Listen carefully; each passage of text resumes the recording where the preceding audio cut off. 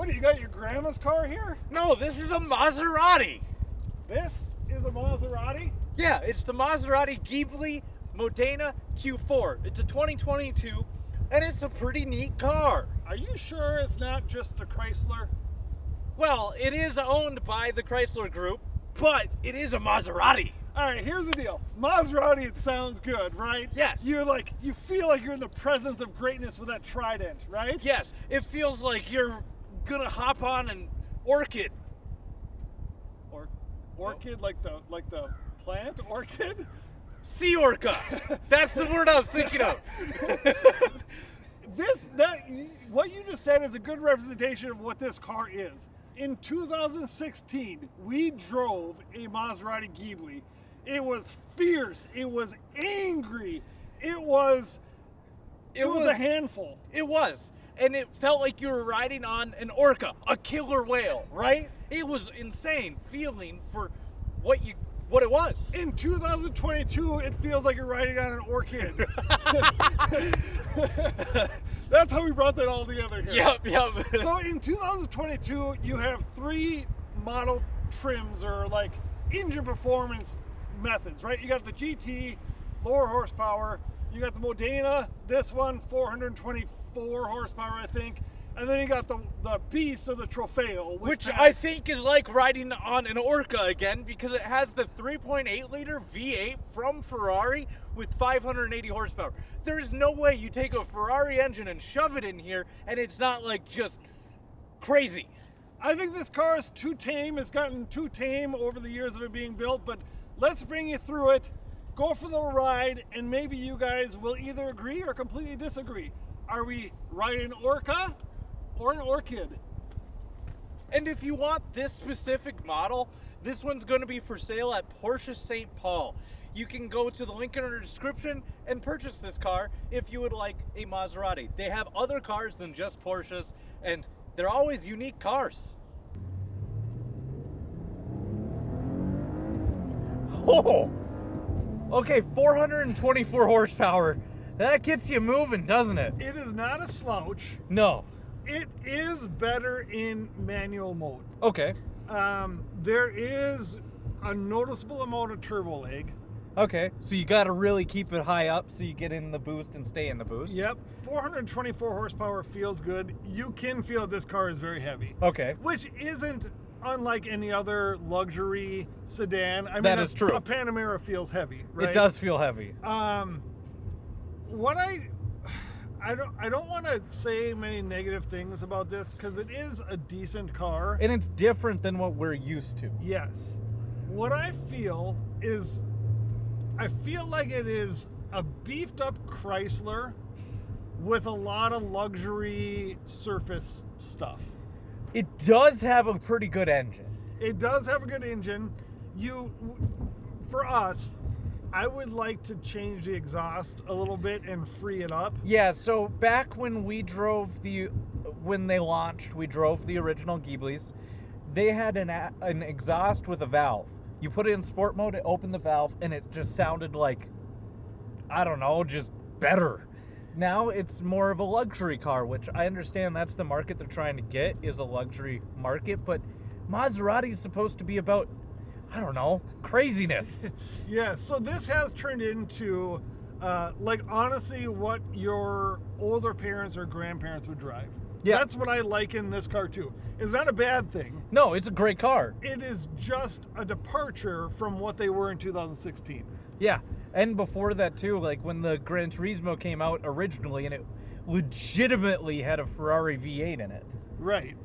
I do feel, as far as we're doing a review here, right? Yep. So negative things aside, I feel like it has decent side-to-side lateral movement. Okay. It is a little laggy on the throttle response. Okay. Through all rev ranges and all speeds. The paddle shifters are Ferrari gigantic, right? Oh, those aren't Ferrari gigantic. Those are just big. But if you look over here, if you want to turn the blinker, you got to stretch your arm around the paddle, which is a bit annoying. Yep. You'd probably get used to it. Yep. other negatives, there aren't a ton. It does not feel as luxurious as a Porsche interior. We're just super used to Porsche interiors. It's luxurious. It just doesn't quite fit the bill of like genuine quality luxury. Yeah. All in all, it is comfortable to drive. It's a good car. It's a daily driver. It does sound good when you put it in manual mode and are in the higher rev ranges. Yep. I don't remember what the miles per gallon are because we just don't focus on that because we're miles per mile, right? Yep. But I would imagine that driving it the way that we would need to drive it to have it sound and be more fun and interactive to drive. The miles per mile would be aggressive. Aggressively low. Yeah.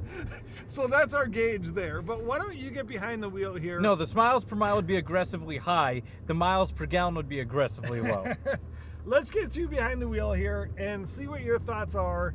I don't remember if you drove the one in 2016, but you definitely experienced it. So I want to see what your take is on the 2022. Okay. There could be multiple reasons why you're driving like a grandma right now. One of them could be that we are in a Maserati.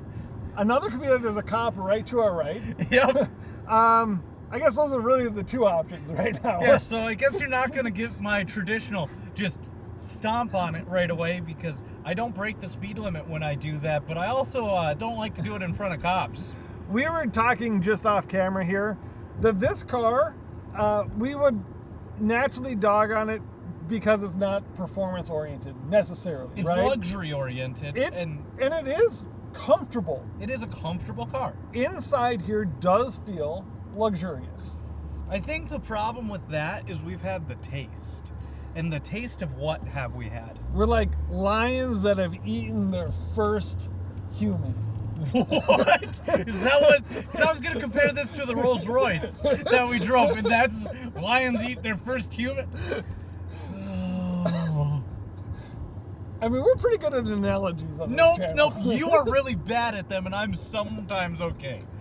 I think this is a car that you could have a joke with your buddy in and drive across the country. There is a lot of lag, but it's a luxury car, and you can feel it because I put it in the power band when I downshifted to the correct gear, had it all right, and it just was, I don't know, kind of lackluster. I think our opinion from 2016 is it was like a crazy beast. Yes. 2022, if you didn't know what it used to be, I think you'd feel very at home in it. I think so too. It's a super comfortable car. It's not comparable to a Rolls Royce. There's really nothing that compares to a Rolls Royce. A Rolls Royce is just the best. But for a luxury car that is at new 70 to 120 or something like that, or used like this, and it's gonna be in the, well, you can get a 2016 for under 20, but this is, a hefty depreciation off the original price. They're pretty comfortable to drive, and it's a good car for that price. I also think that the things that we count as negative on the 2022 are positives when it comes to maintenance. Yep. In 2016, it was a truly Ferrari-derived engine. And since 2016, Maserati has gotten their fingers all in their business for the engine, and now it's not as much Ferrari, it's more Chrysler almost, which, whatever, it's a good engine, it's still fast, it's still fun. It's probably cheaper to maintain. Yep. I mean, there are a lot of benefits to this. It is, I will say, from the driving perspective, it feels like a relatively large car. We talked about that off camera as well. A Panamera is as big as this, roughly. It Yep. weighs roughly the same amount. It doesn't feel as big when you're driving it. This does feel about as big and as heavy as it is. Yes, it's not a small car. What do you say we get out on the outside of this, wrap this up? We probably should do a Tyler test just for the sake of science. And then we'll see them later. Don't you know it's cold outside? So an advantage of a luxury sedan Is you get a big boot. you get a big boot. let's do the old Tyler test. All right. I can't. So zero. Zero. It gets a 0 score for The Tyler test. Tyler test.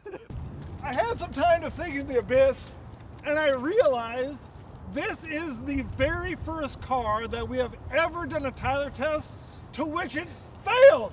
It wouldn't fail. I could probably squeeze in there, but the height that it has, I'm not a small man. So what we have learned practically is that the Maserati Ghibli is not as family friendly as you would think. It's gonna do the job just fine for your family if that's what you want, but it's not gonna do the same as an SUV to where you can cram everything in the trunk. It's not gonna give that. None of it's gonna be perfect. You got compromises. You're gonna have to have small suitcases, like height-wise, right? Because they Yep. just won't fit in there. Yeah. I do think overall it is a decent car. If you want more of a special feeling sedan, the Maserati is a solid choice. Yes, especially on the second-hand market after the depreciation hits, you can get a pretty awesome car for the price of, like, I don't know, a Dodge Charger. So it was a super cool car for the price, right? So you have the GT, you have the Modena, which is this, and you have the Trofeo. That one's the one to get, I think. I haven't driven one, but I can't imagine it's bad. I mean, how can over 500 horsepower be bad? Yeah, that's kind of what I thought. All in all, we said some negative things about this. It's not that they're overall negative. No, we're it's just used to a little bit different flavor. Yes. Right? And it's not that it doesn't have enough power. It has plenty of power. It's just when you've driven a PDK gearbox, it shifts immediately. It's always in the right gear. Everything's perfect about the gearbox. This has the ZF automatic transmission, which is a great transmission, but it's a true automatic transmission compared to a dual clutch transmission. So there's built-in lag there. Plus these turbos had some turbo lag. So whenever you wanted to give it some gas, it was just a little mushy. You know what? I'm going to leave it right there. If you want a nice, fun luxury car and a 30-pound key, It is a heavy key. buy the Maserati Ghibli 4. Is it SQ4, Nope, Q4? it's a Modena Q4. The SQ4 is the one we drove back in the day. As it is, Awkward I-5, make sure you guys hit like, comment, and subscribe. And remember that this one is available at the fantastic Porsche of St. Paul dealership. I don't know why you needed to say fantastic. You made it sound like it isn't, but it definitely is our favorite place to go car shopping, as all our review videos of cars come from them.